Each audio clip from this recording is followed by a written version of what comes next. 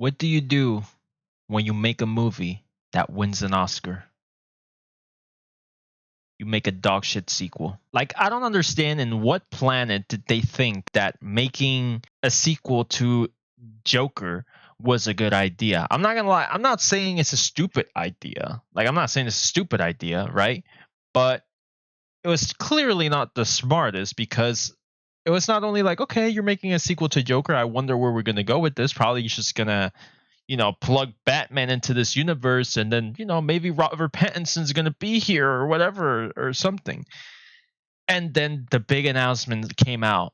It's a musical. It could not get worse. But, fortunately for you guys, I have some good news in terms of that. And I don't think the musical was the worst part of this movie. Like, I genuinely do not think that the musical aspect of this movie was the worst. Yes, it was annoying. Yes, there was a lot of songs. Yes, some of them were actually really good. I mean, like Lady Gaga. Hey, time out for a second. Lady Gaga is probably the most talented woman of all time. I'm just gonna say it straight up. That woman is remarkable. Okay, I'm just throwing that out there. But regardless of that, like, not even her, not even Joaquin himself could salvage the dog shit writing that this movie had. Like, it felt like we were going nowhere. The entire movie just felt like a flat line and then decline at the end. I don't think the end is as bad as people are painting it to be. I think it's probably the best thing you could have done after the abysmal ride we had towards the ending. I think it was the best thing that could have happened for sure. It's just not a fun ride to get there. It's pretty boring. It's pretty bland. Nothing really happens. And the Joker we saw, or Arthur Fleck becoming the Joker, like that descending into madness we had in the first film, is completely absent in this one. Like, that's not Joker. That's not the Arthur Fleck we were presented in the first Joker. This guy's just I don't know, it's just a good kid.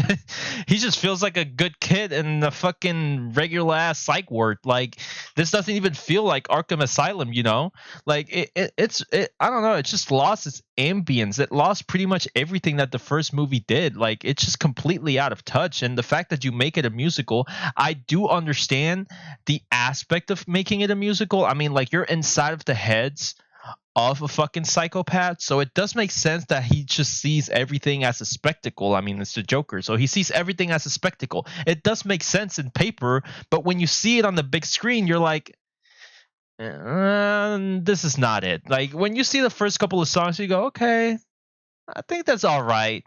But then they kept going and going and going, and it's like, okay, all right.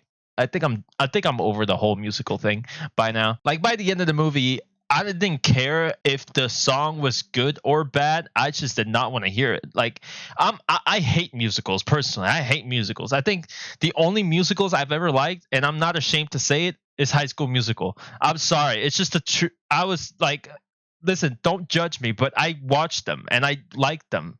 Okay, don't judge me, bro. I was a kid. But yeah, I mean, like, it's honestly, this movie is more of a disappointment than anything else. I don't think it's a bad movie per se, but it's surely not good. Like, I think it's mid going into bad. I feel like it's just there. It's like right in the middle between dog shit and decent. It's like right in the middle right there, because it fails in so many departments. And going back to Lady Gaga, Harley Quinn does nothing in this movie. She's just there. She's just there for like a couple scenes, and then not even a couple scenes. She was actually for like a very long time. She had a long screen time. But for her to be marketed as she was marketed throughout the marketing press and everything, she does fucking nothing, bro. She is so useless to this entire story. Like, I do not understand. Like, it's just a disaster. I could not be more disappointed. I mean, I thought Maxine was the biggest disappointment of the year. This topped it, bro. This topped it, top of the line. Like, it was bad, and it was bad, and it was boring, and it's not a movie that I would even watch again. But I will say this: the movie has an underlying theme going on that was presented when the movie starts. You get this little like 90s kind of animation with the Joker, and it's pretty nice, and it's kind of a foreshadow. There's an underlying like theme going on, which ties itself a little bit with the ending and makes me think of the ending maybe more. Maybe I'm just throwing wild theories out there. Of course, I'm not going to talk about it here, but that's why I did not mind the ending as many people did. Like, I personally thought the ending was correct, and it was probably the best decision they could have made for reasons that I will not say now. I will say them in the future. I think the ending was probably the smartest call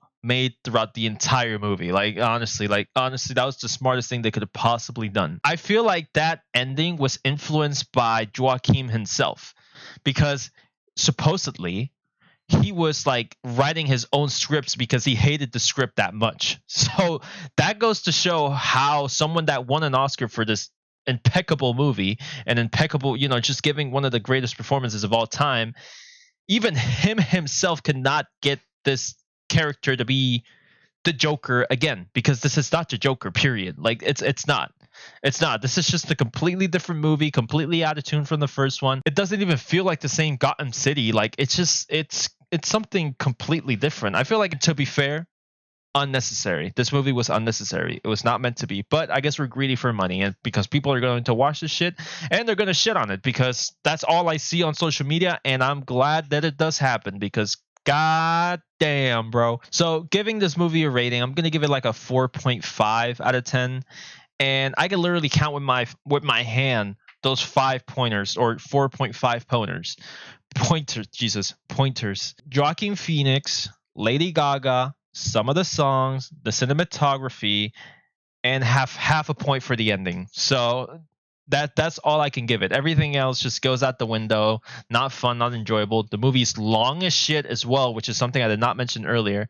It is extremely long, and yeah, I mean, like, honestly, if you want my advice, watch it in digital. You're not gonna miss out on anything. Nobody gives a fuck. And by the time you know the big spoiler, um, you probably wouldn't care anyways. So, yeah,